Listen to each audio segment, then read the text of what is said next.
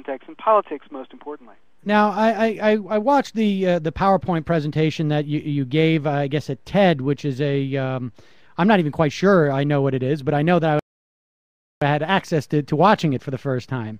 But you mentioned that the economy of influence will not allow government to exercise common sense or allow common sense to enter into the intellectual property debate. Tell me about what economy of influence is, and if that's not to how you've decided to commit the next 10 years of your life. Yeah, so that's exactly why I've changed my focus. So by economy of influence, I mean to refer to what some people would call corruption, but by corruption I don't mean somebody paying a congressman to vote in a certain way, or even somebody saying, okay, I'll give you $10,000 for your campaign if you vote in a certain way. But instead, it's what we're all familiar with in the way Washington functions.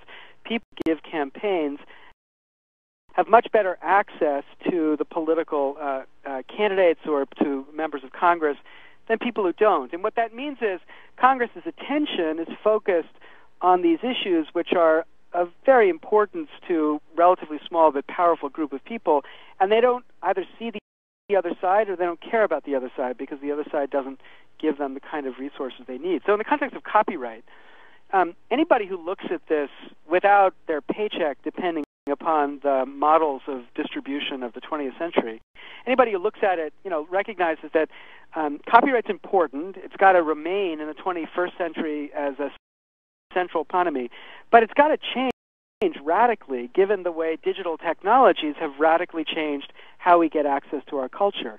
But Congress is not focused at all on how to update copyright law to the 21st century. They've passed, in my count, 22 new laws in the last 10 years designed to further regulate or further criminalize activities around copyrighted material to defend business models from the 20th century. Now, that's because Hollywood and powerful industries, including the recording industry, get Congress's ear. They get, they bring movie stars in or recording stars to testify on the Hill, and everybody shows up to their hearings. And or energy consumption and independence in this country. And so this is what has led you to this commitment. Tell me about your commitment now for the next 10 years.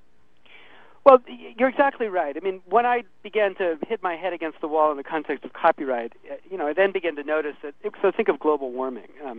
The issues around global warming, about whether there is global warming and whether humans are responsible for it, are not hard issues. They've not been hard issues for at least the last 8 years.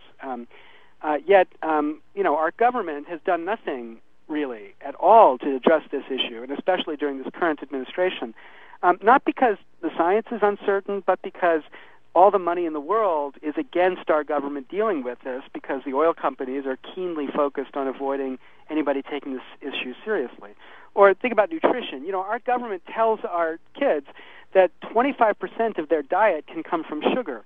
That's radically inconsistent with what any nutritionist would tell you. Yet that's what our government says because the sugar industry has been so powerful in influencing the Food Nutrition Board, which sets daily recommended allowances for various food intakes.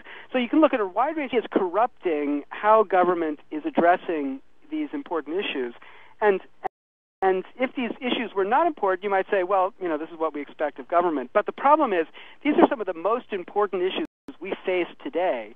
And my view was, unless we could find a way to get government to fix government, to change this way that government functions or doesn't function, we were not going to be able to deal with or solve any of these basic issues in any time soon. So I launched this work, which is basically begins as academic work, but I hope turns into something of a movement, but with a recognition that it's going to take many people outside the political process, not politicians inside the political process, because they depend on the existing system, even if they hate it, and they're not likely to take steps to change it in any radical way.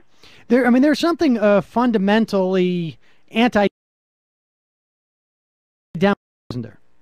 Yeah, absolutely. I mean, we give people votes. They're supposed to have one vote, and yet the effective money here is to distort that vote so that there's votes plus money, and money, of course, is radically unequally distributed. I just had an IMer who sent me this just in the context of my last conversation regarding the immunization for telecommunications companies that help the government. The IMer suggested that, in fact, in some ways, we have a de facto third party in this country, it being the corporatists, if you will, in that they'll support Democrats or Republicans as long as they carry out this agenda, which maybe on its face does not appear to be ideological. I mean, do you think that's an accurate description? Yeah, I do, and I think it's because companies are facing ferocious competition in the world today, and one of the easiest ways to beat competition is to use government to protect yourself. That's historically what's always been the case, but it's really quite pressing right now. And business is very adept at changing its face to suit the current party in power. So when the Democrats were out of power, we all looked to the Democrats to make the revolutionary change that we want.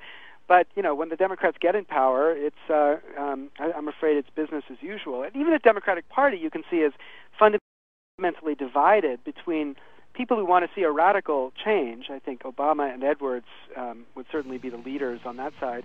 And people, who kind of like the way the system functions. I think Hillary Clinton is on that side, and that division, I think, is the fundamental division that we want to exploit in building this new movement. I couldn't agree with you more.